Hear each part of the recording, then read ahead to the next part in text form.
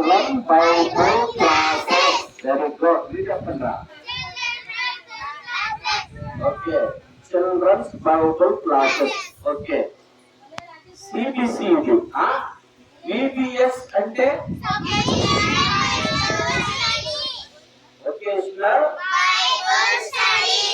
Vocational Bible study. మీరు చెప్పండి. Okay, ఇప్పుడు ఈ సిపిసి గాని బిబిఎస్ గాని మన దీన్ని దేనికి పురస్కరించుకొని ఉంటే సమ్మర్ సీడ్స్ అంటే, సీడ్ అంటే విత్తనాలు. పెద్దగా విత్తనాలు. సీడ్స్ అంటే ఏంటి? విత్తనాలనా? సమ్మర్ సీడ్స్ అంటే సెలవుల్లో విత్తనాలు అని, లేకపోతే ఎండాకాలం విత్తనాలు. విత్తనాలు ఎవరో తెలుసా? చెప్పండి, ఎవరు? కొత్తగా చెప్పండి. విత్తనాలు ఎవరు? సీడ్స్ ఎవరు? పెద్దగా సీడ్స్ ఎవరు? ఎందుకు మీరు విత్తనాలు? విత్తనం గురించి తెలుసా? విత్తనం అంటే ఏదో తెలుసా? ఏంటి? కొబ్బరికాయ. ఇప్పుడు ఆ కొబ్బరికాయ ఒక విత్తనం. ఆ కొబ్బరికాయ భూమిలో నాటినప్పుడు దానికి మొలక వచ్చింది. ఆ మొలక రాగానే ఆ మొలక పెరిగి మొక్క అయింది. ఆ మొక్క నాటగానే మొక్క పెరిగి పెద్దదయ్యి అది ఒక కొబ్బరి చెట్టు అయ్యి కొబ్బరికి పోటేసి కాయలు వేసి అందరూ తాగే విధంగా, అందరూ ఆహ్లాదకరంగా. కొబ్బరి వల్ల ఎన్ని రకాలు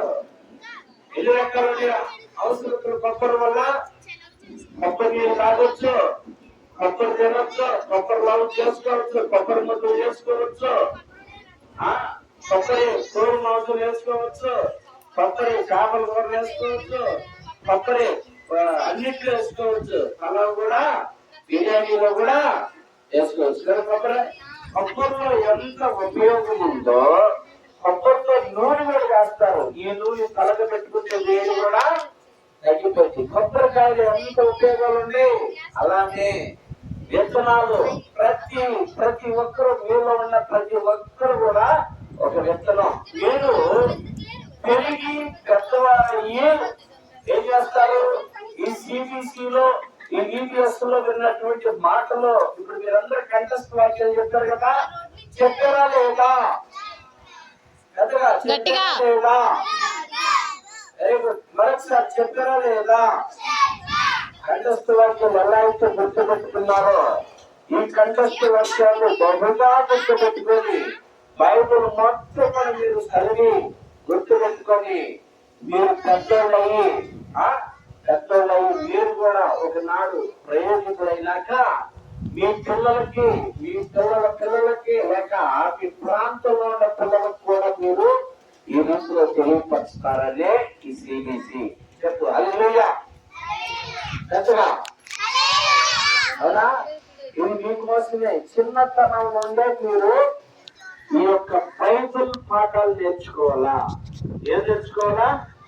పెద్ద చెప్పండి, ఏం నేర్చుకోవాలా? బైబుల్ పాఠాలు. ఏంటి? పెద్దగా బైబుల్ పాఠాలు. బైబుల్ పాఠాలు నేర్చుకోవాలా. ఈ దేనికి ఉపయోగపడతాయి బైబుల్ పాఠాలు? చెప్పండి. మన ఆత్మీయ జీవితానికి ఉపయోగపడతాయి. దేనికి? మన ఆత్మీయ జీవితానికి ఉపయోగపడతాయి. పుస్తకాల పాఠాలు దేనికి ఉపయోగపడతాయి? మన చదువుకు ఉపయోగపడతాయి, మన ఉద్యోగాలకు ఉపయోగపడతాయి, మన భవిష్యత్తుకు ఉపయోగపడతాయి. బైబిల్ పాఠాలు మాత్రం మన హృదయానికి, మన ఆత్మీయ జీవితానికి, మన కుటుంబం క్షేమకరంగా ఉండటానికి, మన బిడ్డలు క్షేమకరంగా ఉండటానికి, మన తల్లిదండ్రులు క్షేమంగా ఉండటానికి దీనికి ఉపయోగపడతాయి. ఈ తల్లిదండ్రులు సముద్రంకి వెళ్తున్నారు వాటికి. ఇప్పుడు సెలవు వేటకి వెళ్తారు కదా, వేటకి వెళ్ళే వాళ్ళ గురించి ప్రార్థన చేస్తున్నారు మీరు చేస్తున్నారా? Very good. సమాధానం చెప్పినట్టు చప్పట్లు కొట్టండి రా. చెప్పినాడు. వాడికి చప్పట్లు కొట్టండి. గౌతమ్ చెప్పాడు. గౌతమ్ కొట్టండి అందరూ చప్పట్లు. ఆ పిల్లాడు ఏం పేరు? జానీ చప్పట్లు కొట్టండి. గౌతమ్ చెప్పాడు సమాధానం. జానీ చప్పట్లు కొట్టండి గట్టిగా. గౌతమ్.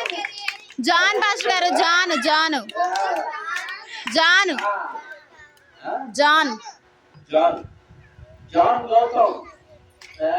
జాన్ అంటే ఏంటో తెలుసా? యోగం.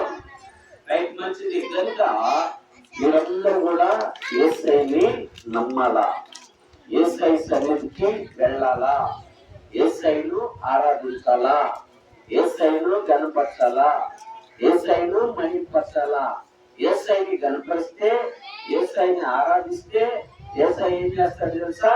మీ హృదయ వాంఛలు తీరుస్తాడు. మీకు ఫోన్ కొనుక్కోవాలని ఎంతమంది గుర్తు? ఏంటి ఫోన్ ఎంతమంది కొనాలన్న ఫోను? ఓకే, ఫోన్ మీ అందరికీ కావాలా? ఫోన్ అందరికి కావాలా? మరి బైబిల్ ఎవరికి కావాలి? బైబిల్ ఎవరికి కావాలి? బైబిల్ ఎక్కువ ఫోన్ ఎక్కువరా మీకు? అందరి చేతులు చూసండి. ఫోన్ ఎంతమంది కావాలి? చేతులు ఎత్తండి. కూర్చోబెట్టేశారు. కూర్చోబెట్ట ఆడుకుంటున్నారు. ఆడతారు కదా.